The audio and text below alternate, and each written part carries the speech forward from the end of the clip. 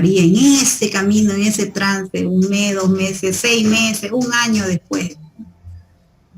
¿Qué es lo más que puede variar? ¿Será que los rendimientos van a variar? Los precios de los materiales también. Justamente los precios de los materiales varían exorbitantemente. Hace 2 meses quería comprar unos foquitos para iluminar un jardín, ¿no? 9 era la idea del dueño. Ya, listo, 9. Cotizamos por aquí, por allá, nos fuimos por el segundo anillo, espectaculares, hermosos, carísimos. Pero bueno, digamos, ¿no? Nos fuimos a la Brasil, bajamos, miramos todo. Encontramos unos chinitos, unos foquitos, digamos, ¿no? Para que cambien, para que se pueda cambiar la misma bombilla. Los encontramos en, me acuerdo, 145 bolivianos. Hagamos el presupuesto con 145 bolivianos. Listo, carácter. No estaba listo. 2 meses después se animó el dueño. Vamos. Dijo, Inge, vamos, vamos. Digamos, ¿no? Nos fuimos. Eso que habíamos preguntado de 145 bolivianos, 2 meses después estaba en 180. 2 meses. ¿Se imaginan ustedes? Si en ese instante nos hubieran dicho que iba a subir por unidad, estoy segura que el dueño se animaba y lo compraba, ¿no? Pero bueno, en la tardanza está el peligro, ¿sí? Otro. ¿Se imaginan ustedes? Entonces, si nosotros vemos esto, si lo vemos de manera más específica, puede ser que en un elemento, en un insumo, en un material, la incidencia sea mínima, ¿no? La diferencia entre 180 y 145 bolivianos es 35 pesos. Por decir, 35, 40 pesos, ya, ¿no? Con las rebajas y que en uno estamos hablando solamente un insumo. ¿Qué pasa si de esa misma manera no sos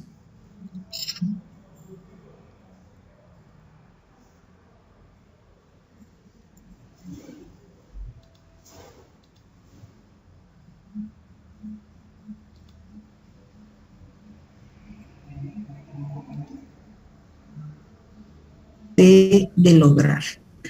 ¿Hasta dónde nosotros podemos dominar un presupuesto? Lo podemos dominar sobre todo en el cómputo métrico, ¿no?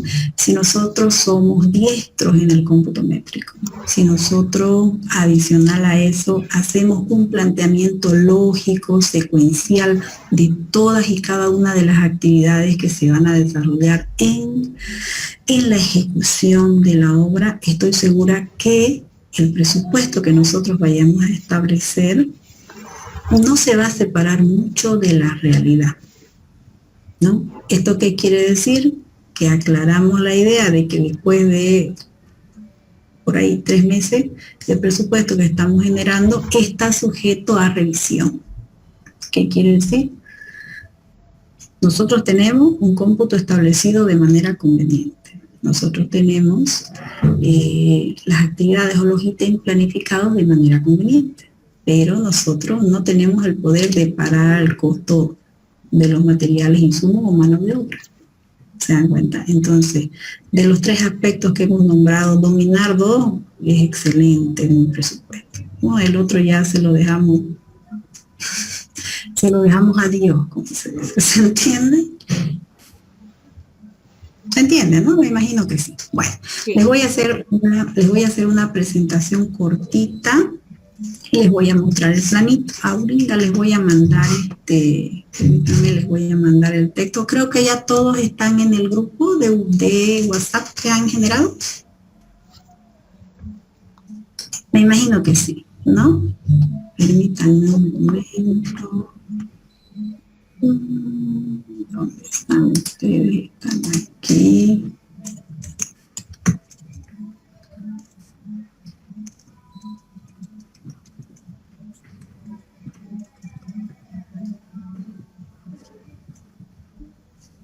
En alguna oportunidad me tocó hacer un presupuesto.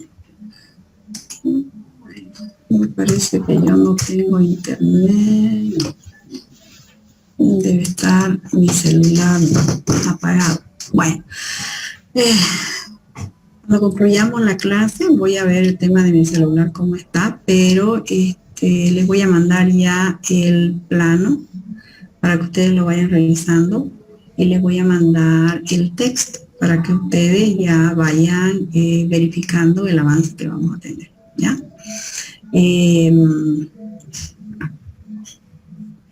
Vuelvo a repetir, cada clase vamos a tener una evaluación. La evaluación está en función al proyecto que les voy a facilitar.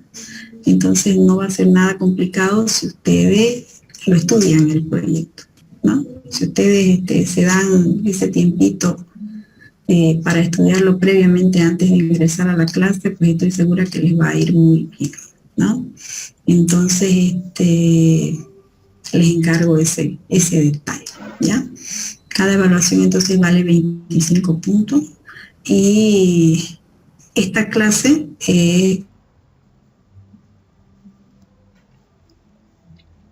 desde la siguiente semana, ¿ya? Entonces no vamos a tener dificultad en eso. Les presento.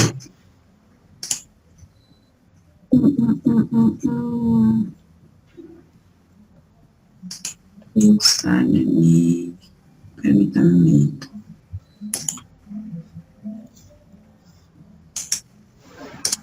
Cerrar esto.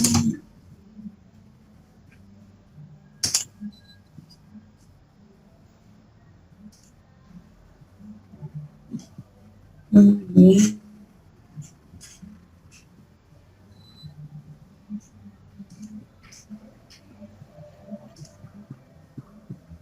Ya.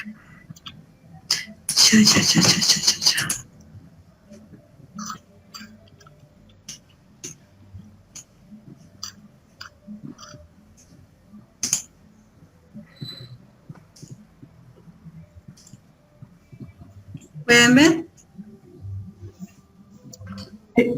Sí, ¿no? Se puede presentar. Perfecto. Bien. Esta vendría a ser entonces todo el contenido que nosotros vamos a establecer en nuestro módulo que sería costos y presupuestos de una obra. En realidad es costos y presupuestos directamente.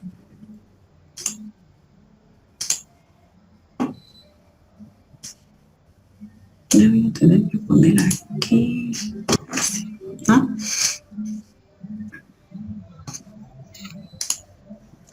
Lo primero que nosotros entonces vamos a ver es la introducción dentro de la estimación de los costos y la elaboración de un presupuesto. ¿Cuál es el objetivo que nosotros tenemos? Como les dije hace un instante, es muy posible que nuestros objetivos vayan desde elaborar nosotros mismos nuestra casa, nuestro dormitorio, nuestro ambiente, hasta trabajar en una empresa y bueno, ¿no? Establecer presupuestos para obras de mayor envergadura, ¿cierto? ¿Qué es lo más importante cuando nosotros estamos estableciendo presupuesto de cualquier obra? Es justamente la determinación de los volúmenes de obra y obviamente esos volúmenes de obra establecerlos en función a un costo económico real dentro de nuestro mercado. No me sirve nada, y en este sentido quiero que lo tomen en cuenta, que yo quiera sacar el presupuesto de una obra con datos que tenga aquí en Santa Cruz y tenga que establecer la obra, no sé, en Cuatro Cañadas, ¿no? Por decirlo así. Voy a hacer unas baterías de baño en Cuatro Cañadas, pero todos los datos que yo estoy obteniendo acá, del costo de los materiales, del costo de la mano de obra, es de Santa Cruz. No me sirve para absolutamente nada. ¿Por qué? Porque lo único válido en mi presupuesto va a ser justamente el cómputo métrico, ¿cierto? Es lo único que por ahí me va a servir. ¿Por qué no me van a servir los costos del presupuesto? Porque no van a estar en relación al mercado que hay en el lugar específicamente, ¿no? ¿no? Entonces, si yo quiero establecer un presupuesto, algo muy importante para tomar en cuenta es justamente establecer con los costos económicos de insumos, como mano de obra, como las herramientas que se vayan a utilizar o el equipo que se vaya a alquilar del lugar, ¿no? Entonces, cuando yo establezco mi presupuesto, es importante que yo encare eso.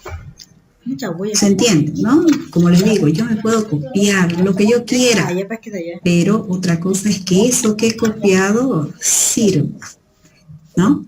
O que yo en el camino tenga que adaptarlo y adaptarlo y adaptarlo tanto que al final se aleje demasiado de la idea inicial del presupuesto. No nos olvidemos que cuando nosotros o cuando nos solicitan hacer un presupuesto es justamente para que la persona que desea esa obra, la que sea, se anime a desarrollar esa actividad. Si yo establezco un costo X de una vivienda en $40,000, lo máximo que me puedo mover pues será $1,000 adicionales, $2,000 adicionales. ¿Por qué? Porque está en el rango de variación que la persona puede asumir. Pero no puedo establecer que de $40,000 mi obra se dispare $10,000 más, ¿no? A no ser que los cambios hayan sido solicitados justamente por el dueño de la obra, ¿no? Y bajo su venia uno haga las modificaciones. ¿Se entiende? ¿No? No en el camino, uy, no, le pelamos en esto y lo cambiamos. Difícil acomodarse. Bueno. Seguimos.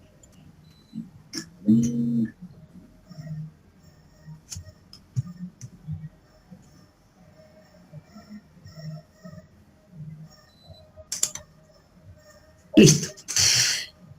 ¿Qué se necesita cuando nosotros vamos a establecer un presupuesto? Ya dijimos hace un instante que nosotros necesitamos información pertinente. ¿Cuál es la información pertinente que necesitamos?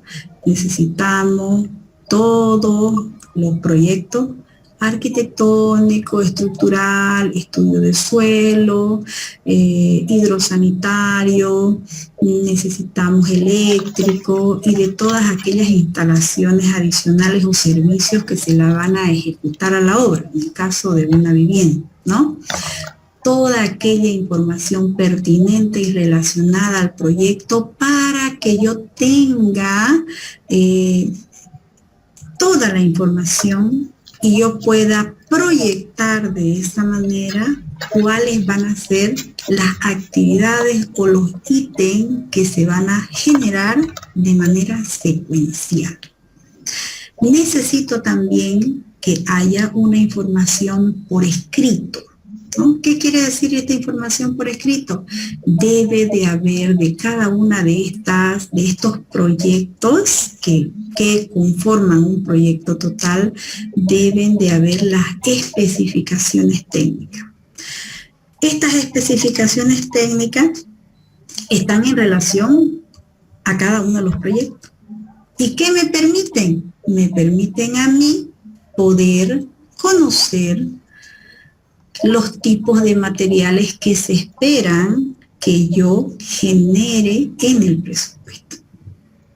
¿Qué se espera que yo tome en cuenta en el presupuesto? ¿Se entiende?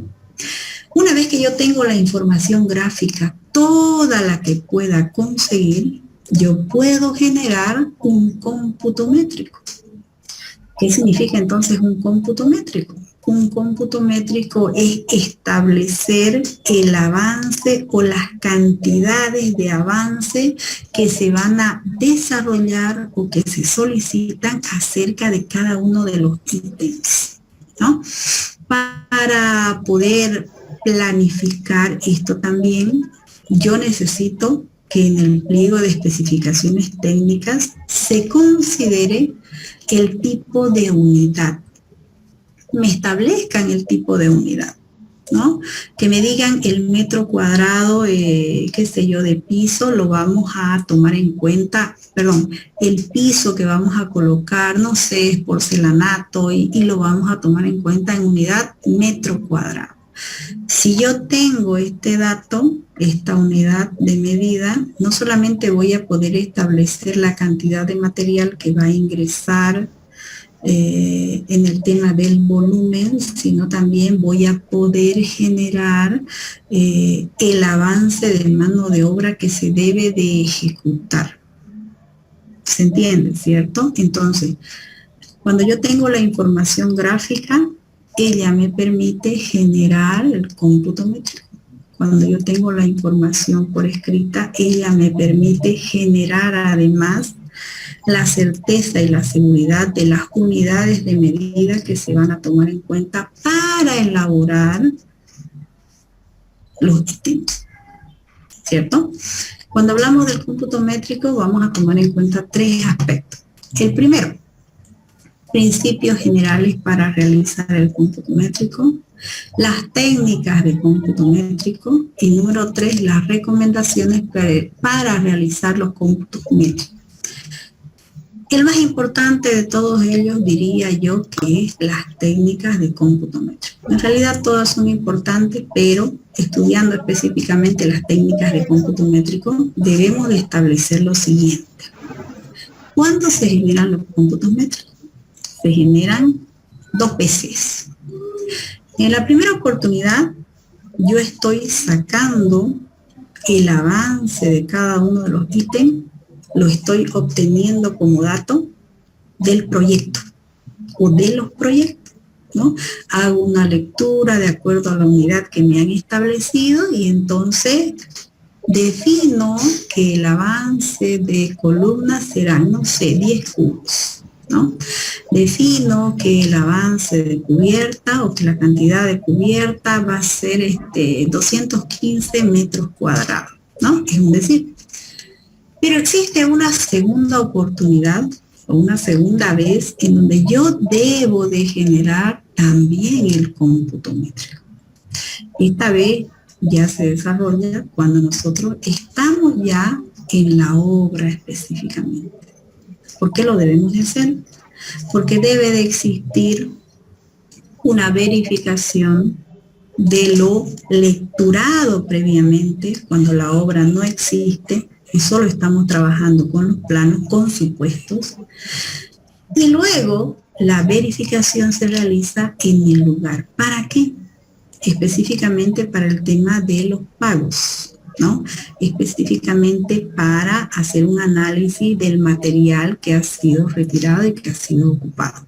Entonces, en estas dos oportunidades, yo debo de establecer técnicas que me permitan ejecutar ese cómputo métrico, ese cálculo, sin que yo me equivoque, ¿no?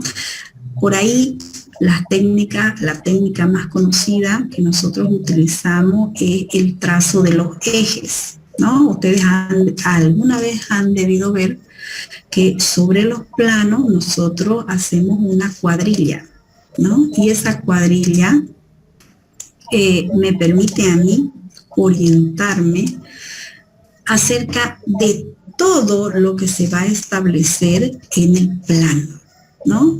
Voy a generar los ejes, esos mismos ejes que estoy generando en la realidad o que voy a generar en la realidad, primero los voy a trazar sobre el papel, ¿no? Esos ejes me van a ayudar a mí a poderme ubicar cuando hago la lectura de los volúmenes.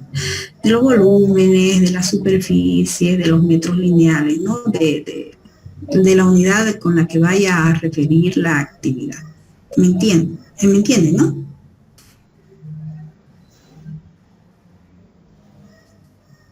Bueno, supongo que sí. Ahora bien, por ahí, ¿qué recomendaciones yo voy a considerar cuando estoy estableciendo un cómputo métrico? Lo primero que voy a considerar sobremanera es trabajar por áreas, ¿no? ¿A qué se refiere trabajar por áreas? Para que yo pueda estar más cómoda sobre el estudio de un proyecto, sobre el análisis de la documentación, va a ser necesario que yo trabaje, por decirlo así, el área social, ¿no? Establezco un color, ¿no? Por ahí primera planta, segunda planta, ¿no? Adicional a eso, no sé, espacio común, pasillo, voy separando.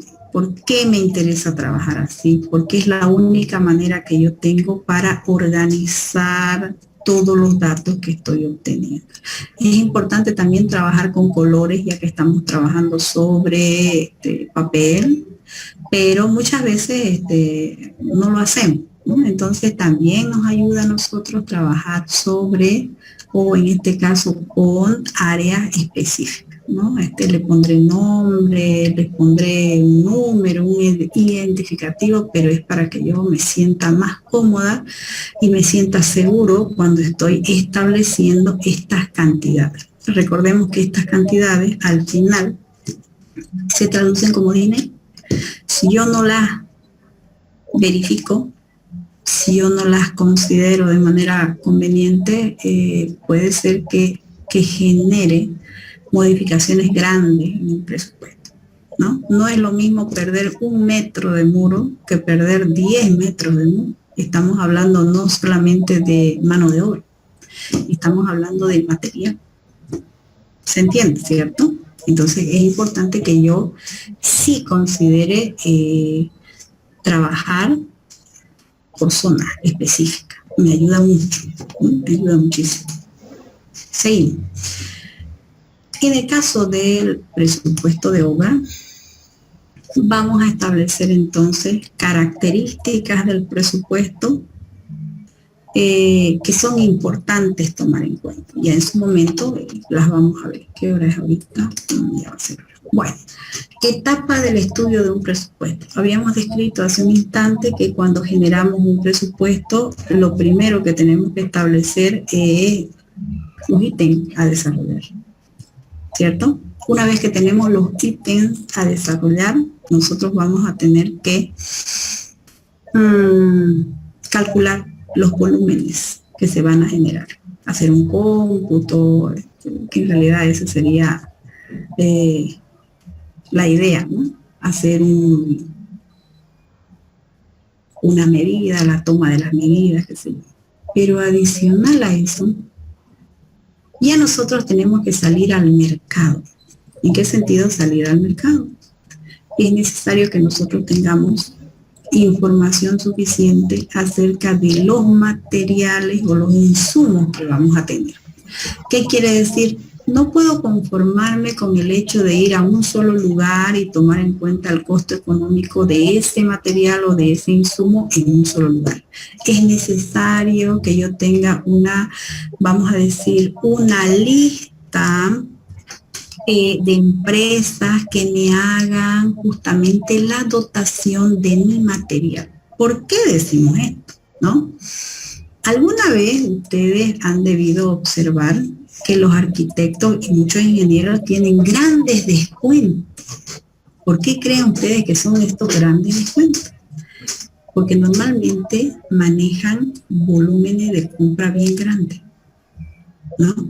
Entonces, si yo soy un arquitecto que tengo un movimiento conveniente mensual, ¿no? Y que hago compras continuamente, entonces las empresas me etiquetan y me buscan para que yo mueva su material.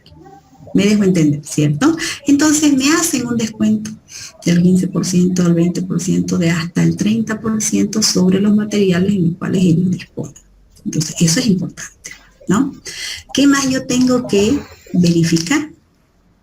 Tengo que verificar también que cuando yo hago mi presupuesto y observo el tema de los materiales, tengo que tomar en cuenta el tipo de transporte que voy a ocupar. Muchas empresas hacen la entrega en obra. Sí, es conveniente porque yo no adiciono ese transporte al costo del ítem que estoy desarrollando, ¿cierto? Ya está incluido en la compra del material. Pero esto obviamente es porque los volúmenes de material que yo estoy comprando son grandes. ¿cierto? O me conocen en el lugar. Entonces ya me dan un plus adicional. Y ese plus adicional hace justamente que en mi presupuesto el costo de esa actividad o de esas actividades pues baje. ¿Se dan cuenta? Entonces por ahí es bueno verificar lo que yo voy a hacer previamente. Ya hemos dicho, tengo los ítems que voy a desarrollar.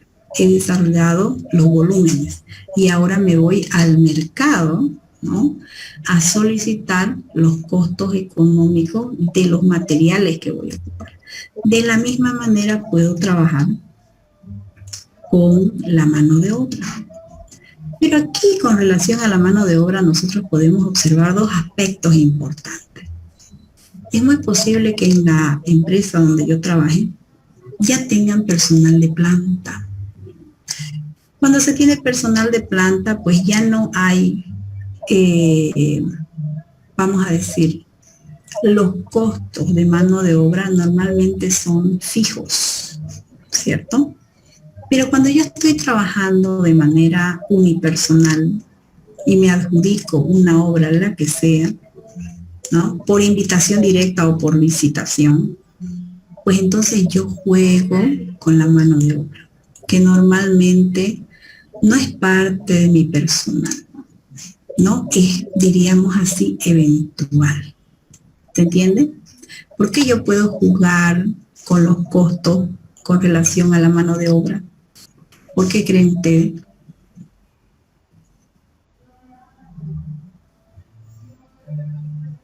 Cuando mi personal no es de planta, es eventual.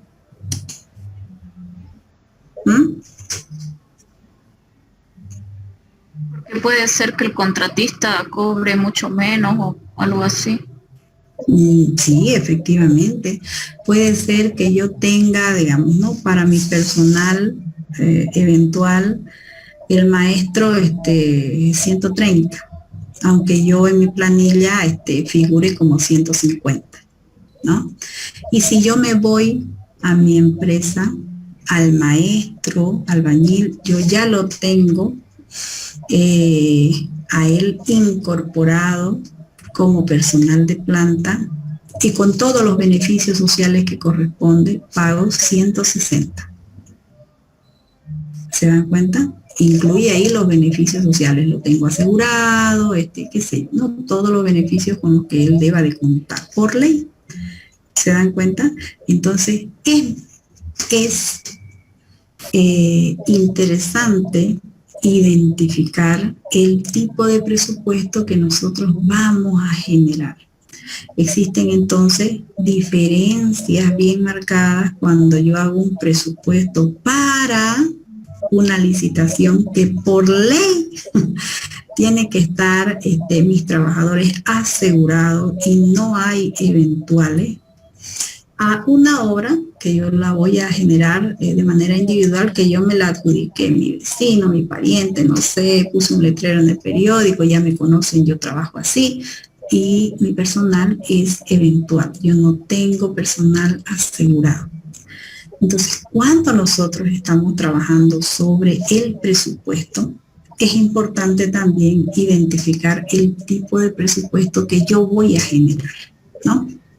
Con relación al tipo de presupuesto que yo voy a generar, tengo que tomar dos cosas en consideración, y aquí entra justamente lo de las empresas y si es propia la empresa, si es de manera individual, unipersonal, digamos, ¿no? Si yo hago mis aportaciones o si no las hago. ¿Qué es lo que yo veo? ¿No? Veo en la generación de mis planillas, veo dos tipos de costo. Un costo que es directo, ¿no?, y un costo que es indirecto. Normalmente cuando yo estoy trabajando en una, por decirle así, en una empresa y en una licitación, yo establezco costo directo y costo indirecto.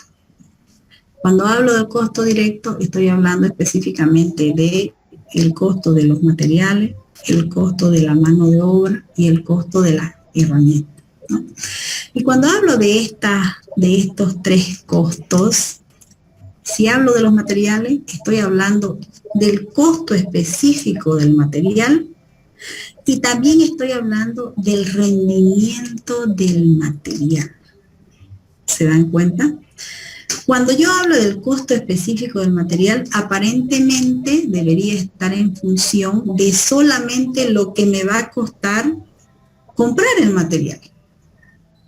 Pero cuando yo hablo del rendimiento del material, yo considero no solamente la utilización del material por unidad de medida, sino también la posible pérdida que se vaya a desarrollar por transportar el material, ¿no? Por manejar el material. Entonces, cuando yo hablo en realidad del costo del material, el dato que más me interesa conocer, definir de alguna manera, es el rendimiento del material, ¿no? Es como que yo les diga, en 1 metro cuadrado de piso, ¿cuánto entra? Pues 1 metro cuadrado de piso, ¿no? Pero cuando yo me fijo en el rendimiento, está 1.05. ¿Y por qué ese adicional? Porque estamos considerando aquella pequeña pérdida que se puede generar sobre la superficie total de justamente el transporte, el manipuleo, ¿no? La carga y la descarga del material, que puede efectuarse como una pérdida dentro del material. Entonces yo lo adiciono dentro del rendimiento para que eso que se considera como una pérdida se distribuya en todo. Me dejo entender, ¿no? Bueno, ya lo vamos a ver más ampliamente cuando lo trabajemos, pero igual lo vamos a considerar, ¿ya? De ahí que es importante.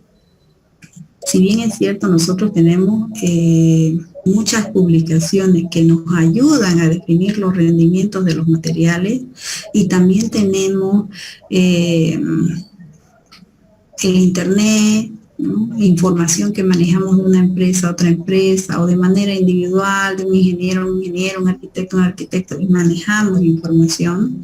En el caso del rendimiento de los materiales, nosotros nos podemos copiar los datos, porque para que yo genere el rendimiento de un material ha habido un análisis previo exhaustivo, ¿no?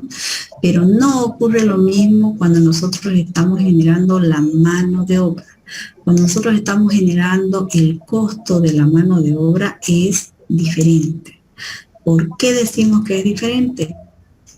Si yo hago el análisis de el tiempo que demora un obrero en levantar 1 metro cuadrado de muro aquí en Santa Cruz, ¿no?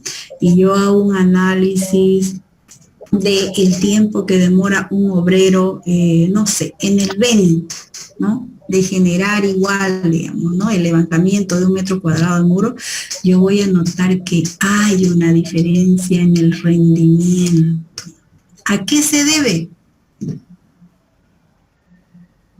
Se debe justamente a que la ejecución de la mano de obra es individual, y hasta yo diría que va de acuerdo a la zona. Hay lugares donde va lento, pero se mueve, y otros lugares en donde la idea es ser más competitivo. ¿Me dejo entender? ¿No? Entonces, en el tema del rendimiento de la mano de obra, es necesario que nosotros lo calculemos de acuerdo al lugar donde nosotros vamos a desarrollar el presupuesto. No me sirve de mucho utilizar un dato de rendimiento Santa Cruz, relación Beni. Santa Cruz, relación Cochabamba.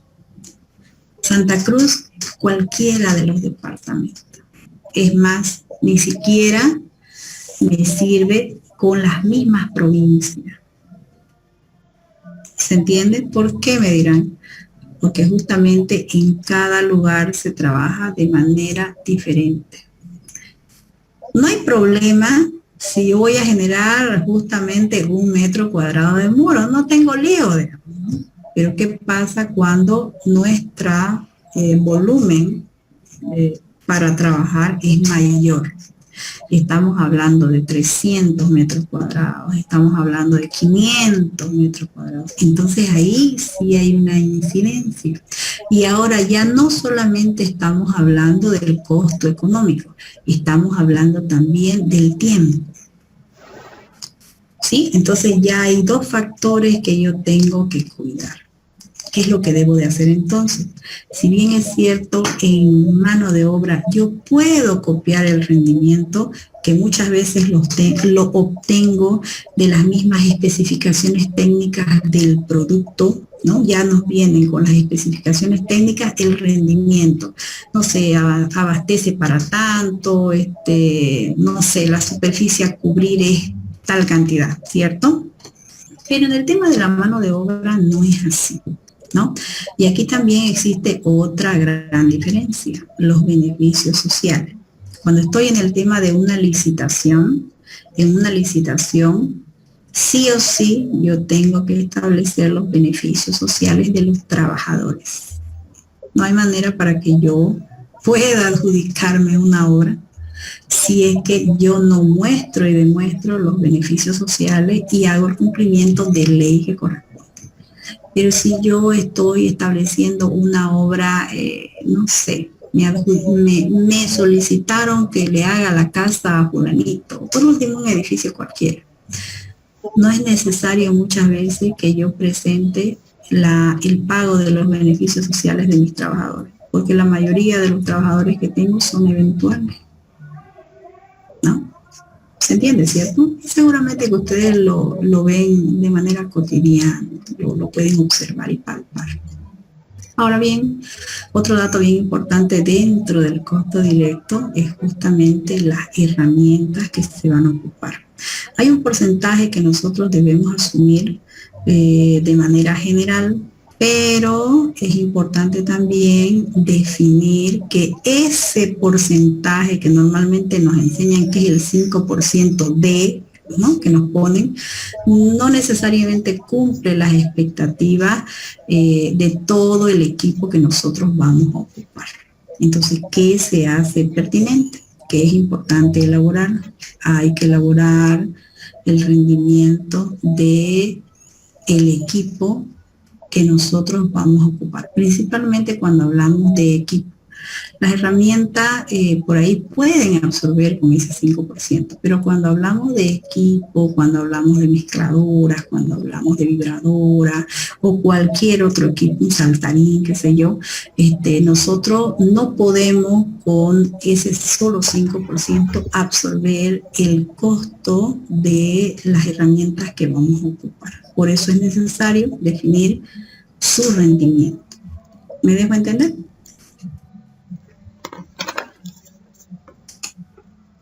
Bueno, aquí está esta planilla que es la generadora de todo el análisis que acabamos de mencionar.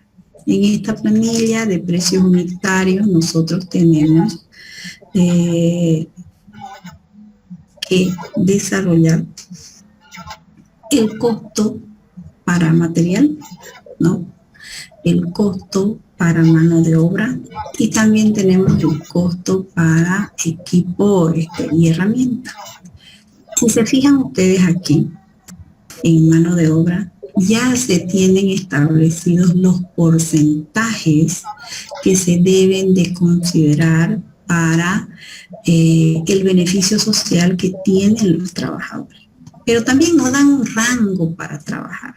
No son tan exquisitos en ese sentido, ¿no? Dependiendo del lugar, pues habrá más o menos posibilidades para considerar este porcentaje, ¿cierto? Estas tres que acabamos de describir corresponden a el costo directo, pero también tenemos que establecer un costo indirecto, ¿no? Dentro de esta planilla de precio unitario existe también una parte que la tenemos acá: gastos generales, la utilidad y los impuestos por ley que debemos de cumplir. Cuando hablamos de los gastos generales, pues hablamos de todas aquellas personas adicionales cuando estamos en una empresa que se deben de considerar cuando nosotros establecemos un proyecto. Está el portero, que no lo tenemos aquí, está la secretaria, que no lo tenemos acá, están los volantes para que la obra, digamos, ¿no? Tenga propaganda, están, no sé, las fotocopias que se van a ocupar, está, no sé, todos aquellos elementos que no forman parte específica de la obra, pero que sí tienen relación directa con la misma obra, ¿no? Por ahí, si nosotros estamos considerando trabajar en Cuatro Cañadas, ¿no? Pero no específicamente en el pueblito de Cuatro Cañadas, nos vamos a ir unos 3 kilómetros más allá. El mantenimiento de esa vía tiene que ser continuo, una vez al mes por lo menos, le echaré agua, ¿no? Para que eso aplane. Eso que corresponde a algo que no está dentro de la obra en sí, entra entonces como gasto general. Bueno, en su momento ya lo vamos a ampliar, pero es para que tengan una idea. Y ahora viene lo más importante para nosotros en la obra, la utilidad. Esto es una maravilla, ¿no? Pero esto también es triste. ¿Por qué? Porque de la utilidad tiene que salir todo. Ya saben ustedes a qué me refiero de todo, digamos, ¿no? Tiene que salir para mi compadre, que fue el que me dio el apoyo logístico, me llamó por teléfono a las 6 de la mañana, ya pescuma, mire, acá se van a presentar, preséntese, va a estar cantadingo para usted. Miércolina, de aquí tiene que salir, digamos, ¿no? A veces es espectacular. Depende, ¿no? Lo que uno quiera poner. Hay también un rango en el que uno puede jugar, pero de aquí tiene que salir para todos los colaboradores que no son parte de la empresa, pero que de alguna manera hicieron posible la adjudicación de la obra, ¿cierto? ¿Y por qué lo digo de esa forma? Porque puede ser también que si usted está trabajando en una obra que le dio su vecino, un pariente, un conocido, qué sé yo, donde usted va a poder economizar y hacer que esta persona se convenza para trabajar con usted.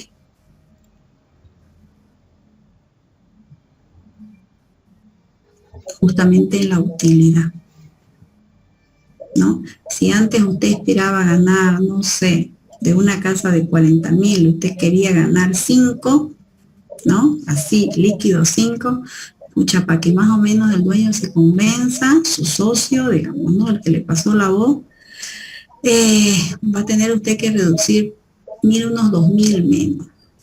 Su utilidad ya no van a ser los 5.000, van a ser 3.000. ¿Se entiende? ¿Se dan cuenta? Entonces, en esta utilidad donde nosotros podemos por ahí jugar. Porque cuando nosotros estamos estableciendo una obra pequeña, por invitación directa, normalmente no tenemos gastos generales que ocupar, ¿no? No le engrosamos esto al dueño de la obra, ¿no? Sí, establecemos nuestra utilidad de manera bien clara, pero no tomamos en cuenta esto y tampoco los impuestos. Muy difícilmente tomamos en cuenta los impuestos, ¿no? ¿Se entiende? Me imagino que sí. Bueno, aquí están los costos indirectos que los acabamos de definir, así a grosso modo, que vienen a ser los gastos generales, las utilidades y los impuestos, ¿no? Tanto gastos generales como impuestos tienen que ser por ley, en este caso impuestos sobre todo, y las utilidades, bueno, yo puedo jugar con este elemento de acuerdo a lo que yo defina como interesante para adjudicarme la obra, ¿no? Es la utilidad lo que me favorece de alguna medida a mí, ¿no? Y a mi personal. ¿De acuerdo? Y por último, para la formulación de un presupuesto es necesario que nosotros hagamos la planificación y la presentación a través de una planilla. La primera planilla la vamos a ocupar para todas las actividades o logísticas que se establezcan en una obra. desde excavación, replanteo, colocado de letreros, cerramiento, lo que ustedes quieran, hasta limpieza final. Todas esas actividades, todos esos ítems secuenciales van a ir desarrollados de manera completa en esa planilla anterior, que viene a ser la planilla de precios unitarios. Pero una vez que nosotros tenemos la planilla de precios unitarios, que es el costo por unidad de medida de ese ítem, vamos a proyectar esos datos aquí en la planilla de presupuesto general, ¿no? ¿Qué es lo que vamos a poner?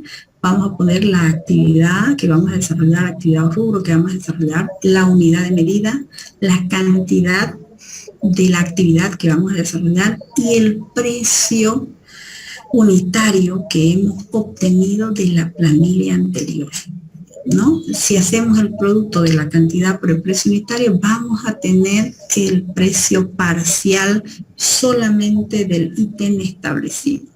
Y para generar el presupuesto total, bueno, yo tendré que hacer una suma de todos esos pequeños importes que se generen en cada ítem, pequeños o grandes importes que se generen en cada ítem, para hacer un total. ¿Se entiende? Sí. Bien, permítanme entonces. Me imagino que cansador no es interesante. Les voy a pasar, como les dije, el textito para que ustedes ya lo tomen en cuenta. Les quiero presentar, permítanme.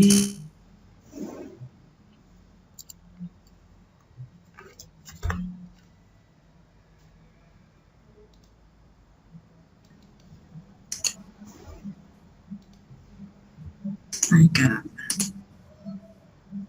Bueno, me parece que no puedo compartir en este instante. No estoy como el operador. Pero bueno, lo que les quería compartir es justamente los planos.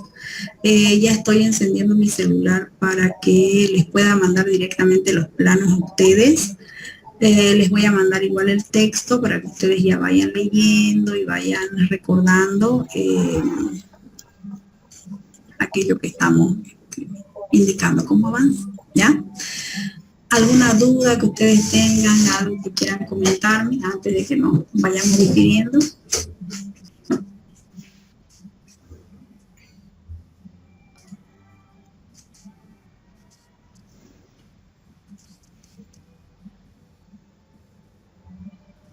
¿Nada? ¿Todo queda claro? Todo bien, Inge, por el momento. Ay, me parece perfecto. Entonces, ¿ya? En un momento más, a ver, veamos si una vez ya les llega. Permítanme. Estaba apagado acá y ya estaba yo buscando cómo.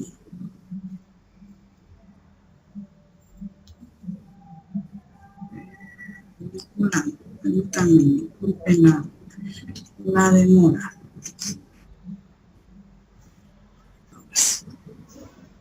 Ya. Y antes de que se corte de nuevo. Ok, ya. Permítanme un minuto.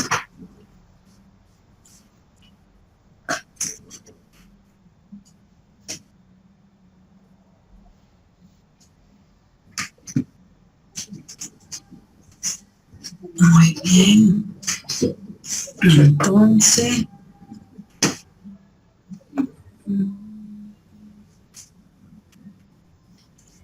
voy a pasar.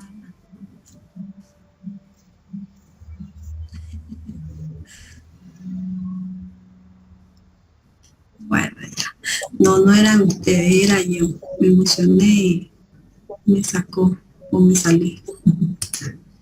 Pero venga, vamos a acomodar esto, el texto.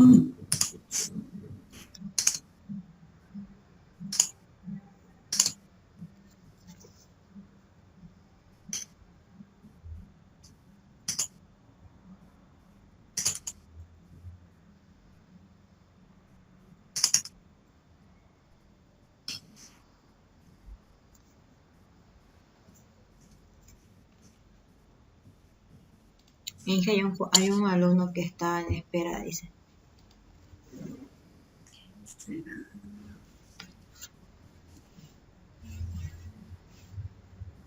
No lo puedo ver. ¿Sabe qué pasa? No, no lo puedo ver ahorita. No lo veo. No lo puedo. No lo puedo aceptar porque ya no estoy como hospedador. Además está como hospedador. Si yo quiero más bien abrir a mi salvo. Bueno, ya. Queremos así entonces que ese sería el avance así en líneas generales que nosotros vamos a tener. En un momento más les voy a pasar el texto y les voy a pasar los planitos para que ustedes ya los vayan observando, ¿ya? La siguiente clase empieza a las 2 de la tarde, termina a las 6. Tratemos de que el recreo sea al final prácticamente con el examen de ustedes y vayan viendo el avance. Bueno, y el planito sobre todo, ¿de acuerdo? Bueno, un gusto entonces tenerlos jóvenes. Nos vemos en la siguiente clase. Gracias, señora. Hasta luego. Hasta luego, Inge. Hasta luego.